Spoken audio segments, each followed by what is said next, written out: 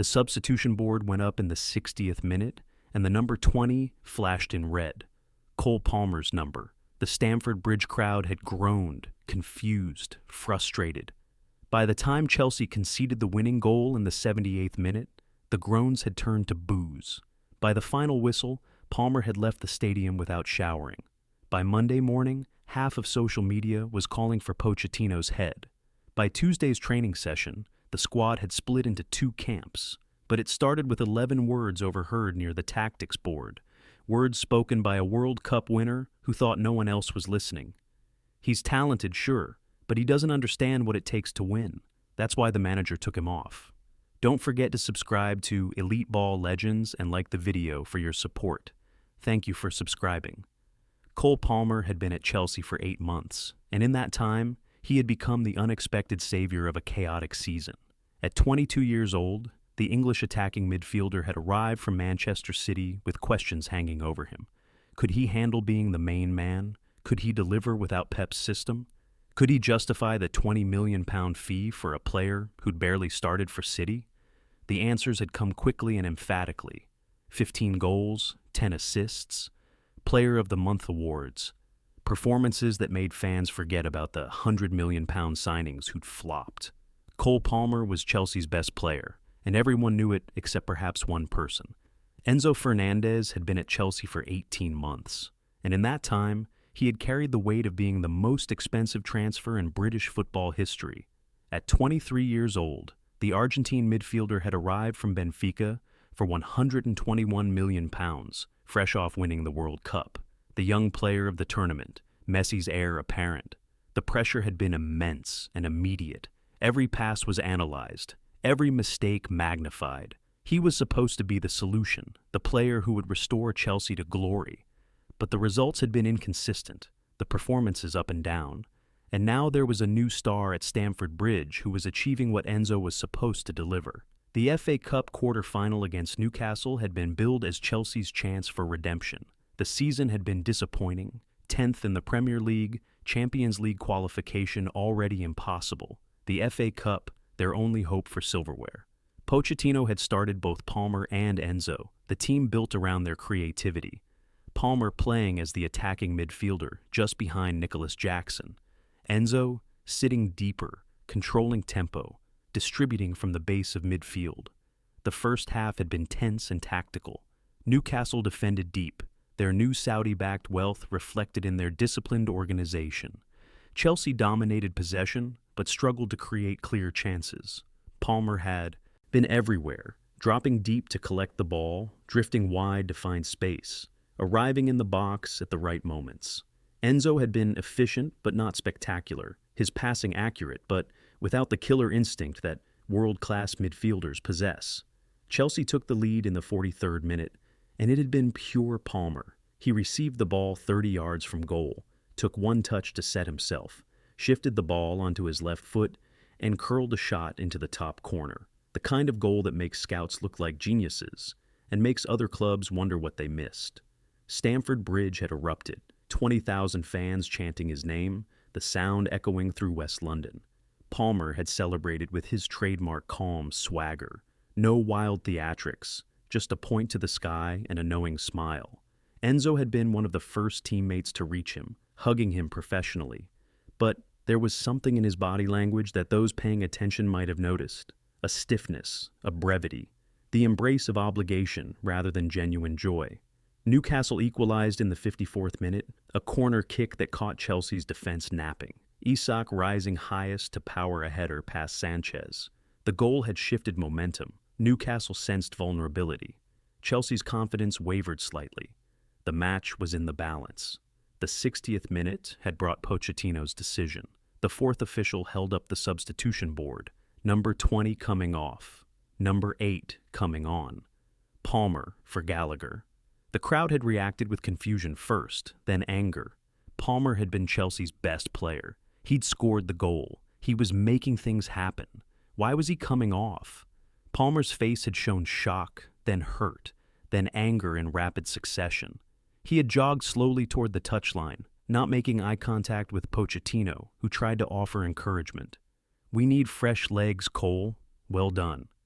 Palmer had ignored him, pulling off his gloves, throwing them toward the bench, and walking straight down the tunnel without sitting. The television cameras had captured it all: the disrespect, the frustration, the young star's ego bruised. In the stands, Chelsea fans had been divided. Some understood Pochettino's tactical thinking. Gallagher brought more defensive energy, more pressing, qualities needed to protect a lead. Others saw it as madness, taking off your best player when the match was there to be won. Social medias had exploded immediately, the debate raging even as the match continued. On the pitch, Enzo had been repositioned slightly higher, given more freedom to influence the attack now that Palmer was gone. For the next 15 minutes, he tried to impose himself, spraying passes, attempting to create, stepping into the role Palmer had vacated, but it wasn't working. The chemistry wasn't there. Jackson was missing the timing of his runs. The attacks broke down. Newcastle grew stronger. The 78th minute had brought disaster. Chelsea lost possession in midfield. Enzo's pass to Mudryk cut out by Newcastle's press. The counter-attack was swift and brutal. 3 passes, 15 seconds. Gordon racing down the left, cutting inside, playing a perfect through ball to Isak. The Swedish striker had finished clinically. 2-1, Newcastle ahead. Stamford Bridge had fallen into stunned silence, then erupted in anger. Boos rang out, directed at no one in particular, but felt by everyone. Enzo had stood with his hands on his hips, staring at the grass, knowing that his misplaced pass had started the move, knowing that Palmer, sitting in the dressing room, wasn't here to fix it. Chelsea pushed desperately for an equalizer. Pochettino made more substitutions, but the momentum was gone. Newcastle defended their lead professionally, seeing out the final 12 minutes plus stoppage time without major scares. When the final whistle blew, Chelsea had been eliminated from their last competition. The season was effectively over in March. The dressing room had been a tomb. Players sat in silence, some still in full kit, others slowly undressing, no one knowing what to say. Pochettino had entered and given a brief, subdued speech about learning from mistakes, about staying together, about pride in the remaining league matches. But everyone knew the truth. This season was a failure, and the FA Cup had been the last hope for salvaging something. Palmer had been sitting in the far corner, already showered and dressed in his designer tracksuit, scrolling through his phone, not looking at anyone. His body language screamed isolation and anger. Some teammates had glanced his way, wanting to say something supportive, but the timing felt wrong. The manager had just substituted him off, and he'd thrown his gloves in frustration. Approaching him felt like choosing sides. Enzo had been sitting near the tactics area, still in his kit, his hair wet with sweat, staring at his locker. The misplaced pass that led to Newcastle's winner played on repeat in his mind. He'd been given the chance to step up with Palmer off the pitch, to prove he was worth £121 million, to show he was the leader Chelsea needed. And he'd failed. Again. As players filtered out toward the family area and the parking lot, small groups formed, some around Palmer, younger English players showing solidarity, others around the senior pros who maintained neutral distance. Enzo had walked out with Cucurella and Caicedo, fellow South Americans who understood the pressure of big transfers and big expectations. The media coverage that night had been brutal. Every pundit had an opinion on Pochettino's substitution. Most thought it was wrong. The statistics backed Palmer. Most chances created, most progressive passes, the goal, Chelsea's best attacking threat. Taking him off had been tactical suicide, they said.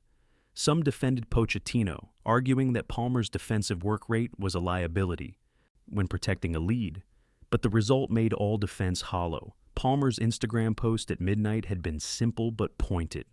A photo of his goal celebration with the caption, "Always give everything for this club and the fans."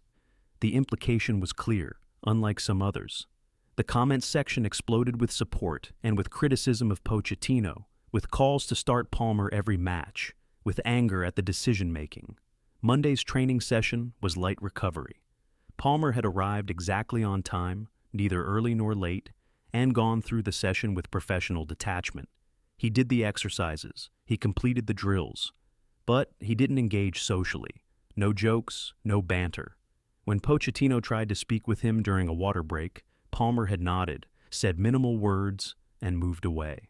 Enzo had noticed Palmer's coldness, but said nothing. He'd done his own recovery work, frustrated with his own performance, replaying the misplaced pass, wondering if Palmer being on the pitch would have made a difference. Probably yes, almost certainly yes. Tuesday's training was full intensity. Preparation for Saturday's league match against Brighton. The session included 11 versus 11 match simulation, first team versus reserves.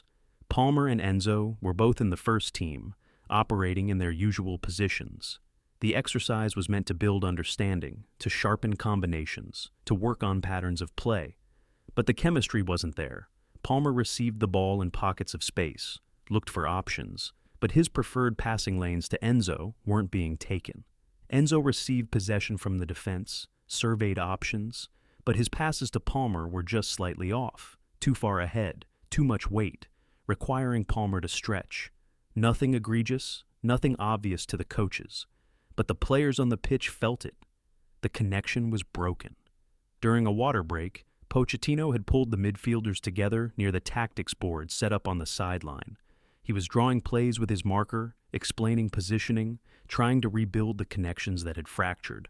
Palmer stood at the edge of the group, arms crossed, listening but not contributing. Enzo stood closer to the board, nodding, asking questions, the model professional.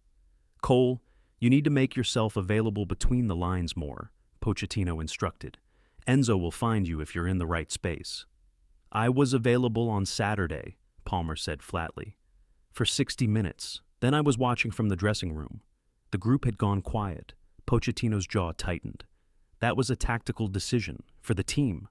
Right, for the team. Palmer's tone made clear he didn't believe it. "Cole," Enzo started to speak, but Palmer cut him off. "You got your chance after I left. How'd that work out?" Enzo's face flushed. "That pass was... yeah, exactly." Before the confrontation could escalate, Pochettino intervened, ending the water break, restarting the drill. But the damage was done. Palmer and Enzo weren't just disconnected on the pitch, they were in open conflict. After training, players dispersed to various areas, some to the gym, some to the treatment rooms, others to the dressing room to shower and leave. Palmer had gone straight to the gym, needing to work out frustration physically. Enzo had gone to the video analysis room with a coach, reviewing his match footage, looking for patterns, trying to understand why his form had been so inconsistent. 20 minutes later, Enzo had emerged from the video room, walking past the open tactics room where several players were chatting. Cucurella, Caicedo, and James discussing the Newcastle match. Enzo had stopped at the doorway, joining the conversation. "We missed Cole's creativity after he went off," James had said, diplomatic but honest. "The attack lost its spark." "Maybe," Enzo had responded. "But we also lost defensive structure when he was on. Pochettino was trying to balance." "Come on, mate," Cucurella had said. "Cole was our best player. Taking him off made no sense." Enzo had felt defensive. "He's talented, sure, but he doesn't understand what it takes to win. That's why the manager took him off." The words had been said with frustration, with the insecurity of a player trying to justify a decision that affected him too.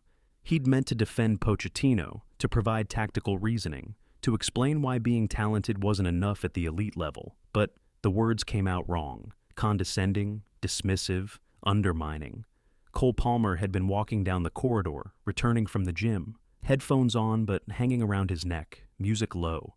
He'd passed the tactics room just as Enzo spoke. He'd heard every word. Palmer had stopped, stood in the corridor for 3 seconds, processing. Then he'd walked into the tactics room. "Say that again!" The room had frozen. Everyone looked at Palmer, then at Enzo, recognizing immediately that something significant was happening. "Cole, I didn't mean..." Enzo had started. "No, say it again. I don't understand what it takes to win. That's what you said, right?" Palmer's voice was calm but dangerous. "The guy who scored 15 goals this season, who has 10 assists, who's been Chelsea's best player every fucking week. I don't understand winning." "That's not what I meant. I meant tactically, defending. You meant that you're a World Cup winner, so you know more than me. You cost 121 million, so you're more important. You played for Messi, so you're the real deal." "Cole," James tried to intervene, but Palmer wasn't finished. "I came from City's bench, £20 million. No one expected anything. and I've delivered every single week. While you, Palmer pointed at Enzo, you've been here 18 months, and you still haven't shown why Chelsea paid all that money. So don't ever say I don't understand winning, because I'm the only one in this squad who's been doing it consistently. The room was deadly silent. Enzo's face had gone red, his fists clenched, his jaw tight. You think it's easy being me? The price tag, the comparisons to Messi, the expectation every single game? No one made you come here for that fee. No one made you accept being the most expensive transfer ever. You wanted the spotlight? You got it. Now perform. I won the fucking World Cup. Enzo's voice rose. What have you won? Nothing. You were on City's bench watching others lift trophies. You haven't proven anything at the highest level. Palmer had stepped closer, the two of them now face to face, both young players carrying different types of pressure, both feeling disrespected, both too proud to back down. Maybe I haven't won trophies yet, Palmer said quietly, dangerously. But I'm not the reason we're not winning them now. Every match I play, I deliver. Can you say the same? Before Enzo could respond, 3 senior players, James, Silva, and Cucurella, had stepped between them, physically separating the confrontation. That's enough, Silva said firmly. Both of you, this helps no one. Palmer had pulled away, grabbed his bag, and left. Enzo had stood there for a moment longer, breathing hard, then walked out the opposite direction. The other players had exchanged looks. This wasn't just a disagreement. This was a fracture that could damage the entire squad. Word spread quickly. By Wednesday morning, everyone knew about the confrontation. The coaching staff had been informed by senior players. Pochettino had called individual meetings with both Palmer and Enzo, trying to mediate, trying to rebuild bridges. But both players had been respectful to the manager while remaining firm in their positions. The British media got wind of something, not the full story, but enough. Chelsea dressing room, tensions after FA Cup exit was the headline in multiple outlets. Palmer and Fernandez relationship under scrutiny. Anonymous sources, probably from the club trying to downplay, said it was just competitive fire, normal disagreements among ambitious players.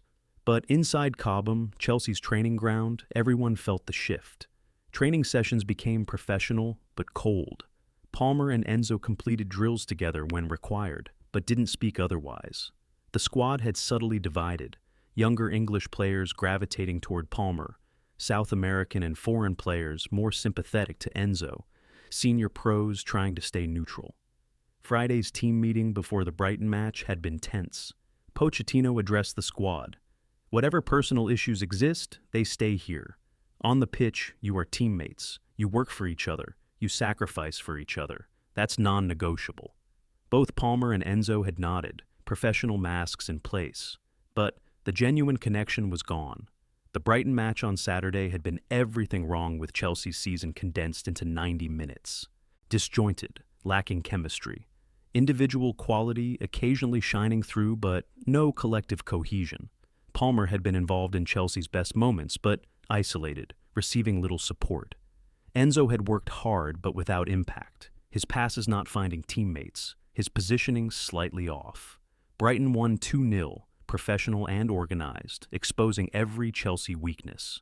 After the match, both Palmer and Enzo had completed media obligations with diplomatic answers, but their body language showed frustration and disconnection.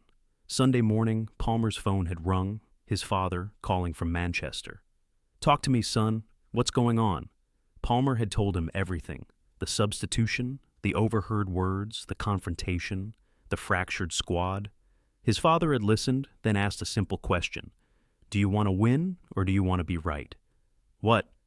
"You're right that you've been Chelsea's best player. You're right that the substitution was questionable. You're right that Enzo hasn't lived up to his price tag. But being right doesn't win matches. Unity wins matches. So, do you want to be right, or do you want to win?" Palmer had sat with that question for hours. Monday morning, he'd arrived at Cobham early. Enzo's car had already been in the parking lot. Palmer had walked into the training facility, found Enzo in the gym doing extra work before the session. "Can we talk?" Enzo had stopped mid-exercise, surprised. "Yeah." They'd gone to an empty meeting room, just the two of them. "I heard what you said," Palmer started, "about me not understanding winning. It hurt, because I give everything every match, and it felt like you were saying it wasn't enough. I didn't mean it like that. I was frustrated with myself, with the result, with everything, and I took it out by criticizing you. Why? Enzo had been quiet for a moment. Because you make it look easy. You came here and immediately became the star. No pressure, no expectations, just freedom to play. Meanwhile, I'm carrying this price tag, these comparisons, this weight, and every mistake gets magnified. I was jealous, and I was wrong. Palmer had nodded slowly. I can't imagine what it's like being you. The money, the expectations, the World Cup winner label. That's pressure I've never faced. But we're both trying to achieve the same thing, winning for Chelsea, and we're better together than apart. I know, and I'm sorry. What I said was out of line. You've been brilliant, the best player at the club. I should have said that instead of criticizing. They'd shaken hands, the gesture feeling like a beginning. Not complete reconciliation, that would take time, but acknowledgement that continuing the conflict helped no one. Over the following weeks, something shifted. Palmer and Enzo started working together again, not forced, but genuine. Extra training sessions together, focusing on combinations, on understanding each other's movements, on building, chemistry. The coaching staff noticed, the teammates noticed. In April, Chelsea faced Arsenal at Stamford Bridge. A London derby, pride at stake, both teams fighting for European spots. Palmer had started at attacking midfielder, Enzo as the deeper playmaker. The connection was back. Palmer's runs finding Enzo's passes. Enzo's vision finding Palmer's intelligence. The 67th minute had brought the moment. Arsenal pressed high, leaving space behind. Enzo won the ball in midfield, looked up, and saw Palmer making the run. Timing perfect. Offside trap beaten by inches. The pass was weighted perfectly, splitting Arsenal's defense. Palmer controlled it, took one touch, and finished low past Ramsdale. The goal was beautiful football. Vision, execution, connection. But better than the goal was what happened next. Palmer had turned and sprinted toward Enzo. They'd embraced, genuine joy visible, both understanding that this was bigger than a goal. It was proof that they'd rebuilt what had broken. Chelsea won 2-1, a statement victory. In the dressing room afterward, Pochettino had addressed them. That is what this club should look like. Talent working together, egos set aside, pride in the shirt. Later, Palmer and Enzo had sat together in the team bus, heading back to Cobham, talking not about football, but about music, family, life outside the sport. Building friendship beyond just professional relationship. The season had ended without trophies. Chelsea finished 6th, not enough for Champions League, but securing Europa League qualification. Not the glory year anyone wanted, but progress from the depths they'd been in. On the final day, after the last match, Palmer and Enzo had walked off the pitch together. Enzo had said something that stuck with both of them. Next season, we win something together. Together, Palmer had agreed. Because they'd learned what every great team eventually learns. Talent alone doesn't win trophies.